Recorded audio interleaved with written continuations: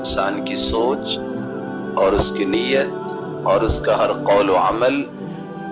جب اللہ رب العزت کے فرامین کے تابع ہو جائے، وہ زندگی کے کسی بھی زاویے میں ہے، تعلیم کے شعبے میں ہے،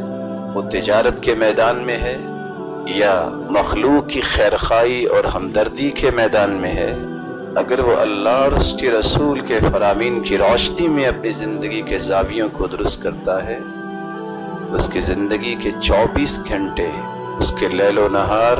اللہ رب العزت عبادت بنا دیتے ہیں۔ اور یہ صرف دعویٰ نہیں، رسول اللہ صلی اللہ علیہ وسلم تشریف فرما تھے، صحابہ کرام کی مجلس قائم ہے، ایک شخص نماز سے فارغ ہوتا ہے اور نماز سے فارغ ہونے کے بعد تیزی سے نکلتا ہے۔ دیکھنے والے نے کہا یا لیت لو کان ھذا فی سبیل اللہ،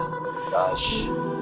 یہ تجارت کے لیے اتنی تیزی سے نکلا ہے، یہ اللہ کی راہ میں نکلتا تو کتنا اچھا ہوتا۔ رسول اللہ صلی اللہ علیہ وسلم کو یہ بات پسند نہیں آئی، آپ نے فرمایا ان کان خرج ھذا یسعى علی اولادہ الصغار فهو فی سبیل اللہ، یہ صوم و صلاۃ کا پابند، یہ اللہ سے ڈرنے والا، اگر اپنے بچوں کے لیے حلال لقمہ لینے کے لیے نکلا ہے تو یہ اللہ کی راہ میں نکلا۔ وَإِن كَانَ خَرَجَ هَذَا